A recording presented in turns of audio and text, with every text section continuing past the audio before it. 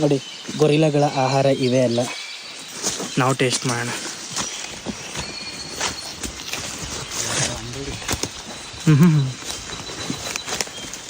ಚೆನ್ನಾಗಿದೆ, ಆದರೆ ಹೊಟ್ಟೆ ತುಂಬ ತಿನ್ನೋಕ್ಕಾಗಲ್ಲ. ಮತ್ತು ಈ ಥರ ಗೊರಿಲ್ಲಾ ಟ್ರೆಕ್ಕಿಂಗು ಅಷ್ಟು ಈಸಿ ಅಲ್ಲ, ಸಿಕ್ಕಾಪಟ್ಟೆ ಎಕ್ಸ್ಪೆನ್ಸಿವು.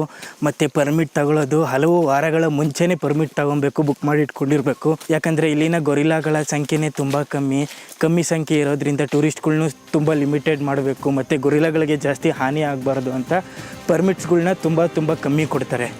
ನೋಡಿ ಮುಂದೆ ಒಬ್ಬರು ಗನ್ಮ್ಯಾನು, ಆ ಲೊಕೇಶನ್ಗೆ ರಸ್ತೆ ಇರಲ್ಲ, ನಾವೇ ರಸ್ತೆ ಮಾಡ್ಕೊಂಡು ಹೋಗಬೇಕಾಗತ್ತೆ. ನಾವಿರೋಂಥ ಭಿವಂಡಿ ಫಾರೆಸ್ಟು ಸಿಕ್ಕಾಪಟ್ಟೆ ದೊಡ್ಡದಲ್ವ, ಗೊರಿಲ್ಲಾಗಳ್ನ ಎಲ್ಲಿ ಅಂತ ಹುಡುಕ್ತೀರಾ?